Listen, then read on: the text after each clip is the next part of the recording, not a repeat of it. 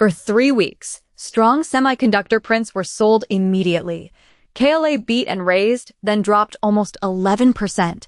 Corning was strong, then fell 12%. But today, Lam beat and raised, and the stock closed up 18.2%.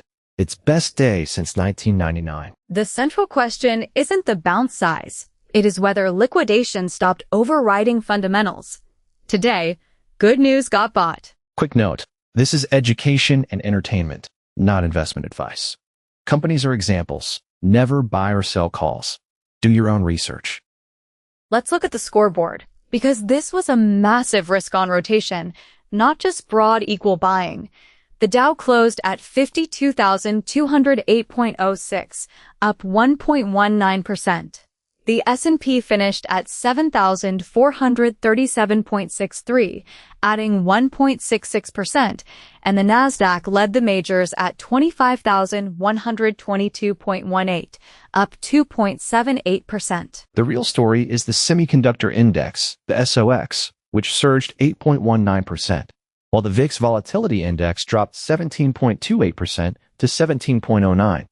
We saw defensives get sold off to fund this. The tech sector ETF, XLK, was up 5.5%. Across the board, memory and equipment names ripped. Besides Lam's 18.2 move, Micron matched it exactly, up 18.2. Applied Materials gained 14.8, Intel up 11.3, Coherent 11.9, Marvell 11.7, and KLA Corporation recovered 7.9%. I notice NVIDIA only gained 2.4%. Given the explosive moves elsewhere, why was the undisputed leader lagging the pack factually? Factually, NVIDIA was the only major semi-still green for the month heading into today. It simply had less ground to reclaim compared to names that were heavily sold. That makes sense. Still, one session amplified by mechanical flows does not mean a confirmed bottom. Exactly. It is a single session regime signal showing that the market is willing to look at evidence again. But we need to see follow-through to declare the correction over. Let's dig into exactly what evidence the market bought. Lam Research's fourth quarter fiscal 2026 print was exceptional. Revenue came in at $6.72 billion, up 30% year over year, beating expectations of $6.66 billion. The profitability metrics were even more striking. Non-GAAP earnings per share hit $1.82 versus the $1.69 estimate. They delivered a non-GAAP gross margin of 52%, which is roughly a 20-year high, and an operating margin of 38.4%, a record for the company. The internal mix really tells the story.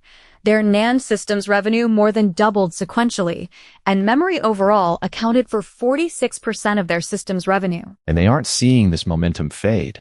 Their next quarter guide projects $8.1 billion in revenue and $2.15 in EPS. That represents roughly a 20% sequential revenue jump. But what really pulled Applied Materials and KLA up with them was the industry outlook, right? Lam didn't just guide for themselves. Right. Lam raised their 2026 wafer fabrication equipment industry outlook to the low $150 billion range, up from about $140 billion. That is a sector revenue pool estimate, not only Lam guidance, which explains the sympathy rally. And they achieved these record results while revenue from China actually fell to 26%, down from 34%. That declining China mix is crucial context, especially given the sheer panic we saw just 72 hours ago. On Monday, CXMT's IPO raised $8.6 billion and popped 466% on day one.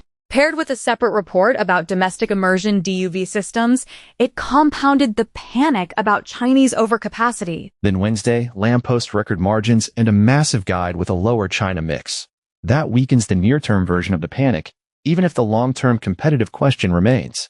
The reported domestic DUV plan is roughly 5 tools in 2026 and maybe 20 in 2027. Which translates to what? Practically? It translates to roughly 1% of global DRAM capacity estimates next year, and maybe 4% in 2027.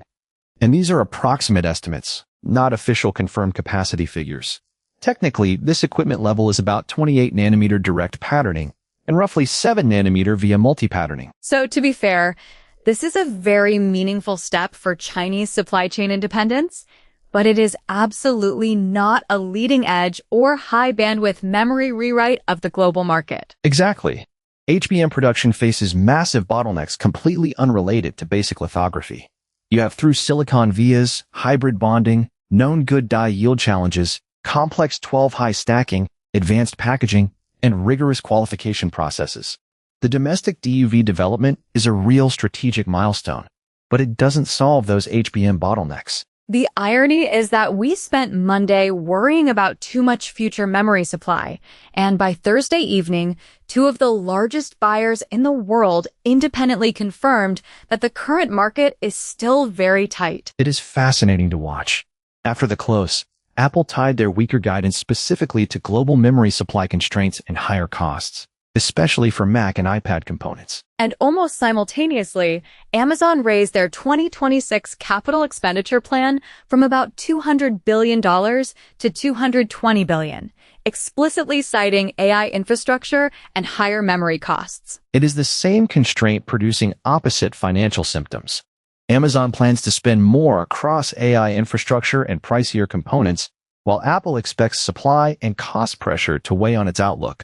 Samsung has warned that tight conditions may persist into 2028. There's a certain irony here. Historically, Apple benefited competitively when memory costs spiked because it forced their rivals to raise prices. But now, this shortage has reached the point where it is actively constraining Apple's own guidance. That is a meaningful shift.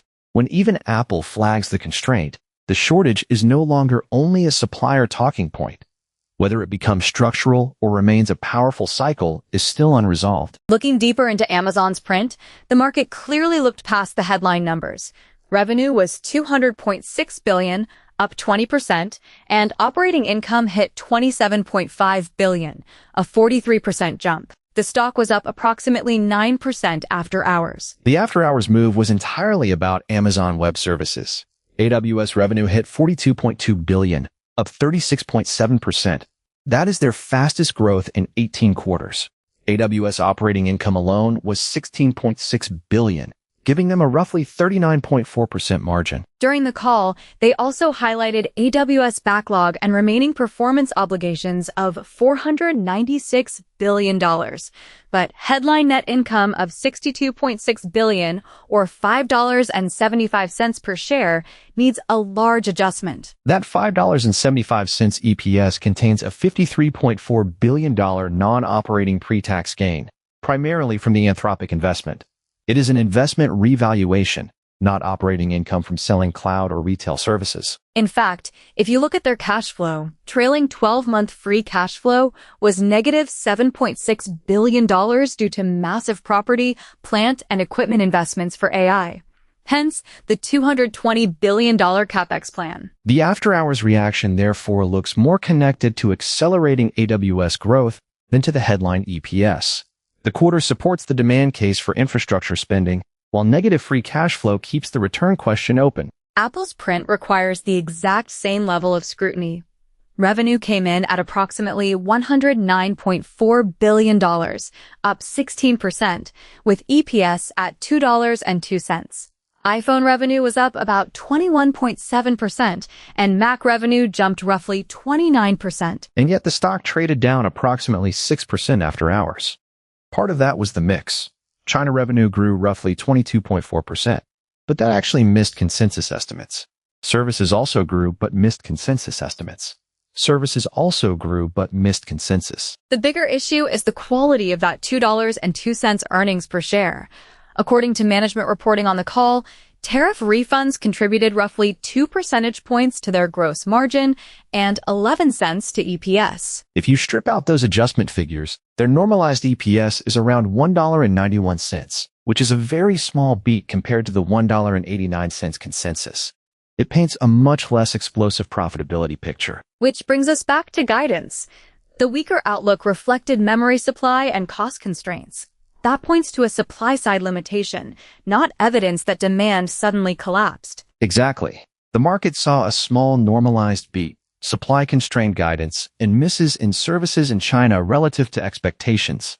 That combination helps explain the negative after-hours verdict without turning it into a demand collapse story. Let's pan out to the software sector because the IGV software ETF was up 1.02%, but that completely masked some brutal per-seat declines. Workday fell 8.6%, HubSpot dropped 7.9%, Adobe lost 7.1%, ServiceNow was down 6.7%, and Salesforce shed 4.2%. That positive 1.02% on the index was almost entirely Microsoft gaining 16.5% and Oracle adding 6.6%. They masked the terrible breadth underneath. This feeds directly into the contested pricing model thesis we have been tracking. The observed hypothesis here is that AI agents are heavily pressuring human seat pricing. Traditional software as a service relies on headcount growth, while consumption and infrastructure models charge per compute or per usage. Right. If an AI agent replaces 5 marketing analysts, you lose 5 HubSpot licenses, but you consume vastly more Azure compute. However, there is a strong counter case. Salesforce is reporting AI product growth of over 200% year over year, and ServiceNow just posted record results. So enterprise software companies can shift their pricing models. What we are seeing may be a messy transition and rotation, not a settled permanent re-rating. We have a useful test cluster soon. HubSpot is scheduled for August 5th, followed by Datadog, Cloudflare, and Atlassian on August 6th. Their results can show whether the current pricing model split has operating evidence behind it. We also had a macro cross-current that completely cut against the risk-on rally today. June PCE, the Fed's preferred inflation gauge, showed headline inflation falling 0.1% month over month, but up 3.7% year over year. And core PCE was up 0.1% for the month and 3.3% year over year. Combine that with the Q2 advanced GDP coming in at 1.5% versus the 2.1% expected, and you have a messy picture. Although private domestic demand remained quite strong. Despite the softer GDP print, September rate hike odds actually rose from roughly 57 to 60.4% today. The 30-year yield climbed to 5.21%, and gold rallied 3.1% to $4,161 an ounce. This was absolutely not a Goldilocks macro setup. The currency market was just as volatile. The US dollar to Japanese yen pair dropped 1.81% to roughly 160.35 and even tested near 158 intraday. This action is widely suspected to be the result of Japanese intervention. To be clear, that is suspected, but officially unconfirmed. The ministry orders the intervention and the Bank of Japan executes it, but they do not state it as confirmed in real time. For this session, earnings and positioning outweighed the macro complication. The market did not ignore long yields or policy uncertainty. It simply responded more strongly to the new semiconductor evidence. Which sets up an incredibly tense Friday. Tomorrow, July 31st, we face a triple test. We have the Bank of Japan decision, the new Korean single-stock leveraged ETF margin rules taking effect, and month-end rebalancing where Goldman estimates roughly $14 billion in pension equity selling. And looking just slightly further out, we have those pricing model thesis tests on August 5th and 6th, followed eventually by the September 16th FOMC meeting, where hike odds are sitting above 60% at the time of this episode. I keep thinking about a smoke alarm that just kept ringing regardless of what was cooking. The liquidation regime forced everyone outside.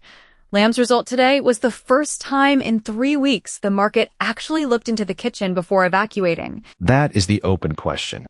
Did fundamentals actually regain permanent control today? Or did the forced selling merely pause because the news was too good to ignore? One good session does not end a correction. Today was the first time in weeks that the market bought strong semiconductor evidence, and we will be watching the next positive print to see if it holds. The next few sessions will tell us whether that response can repeat. Thanks for tuning in. That's a wrap. If this was useful, follow or subscribe for the next one, and tell us where we're wrong. Thanks for listening.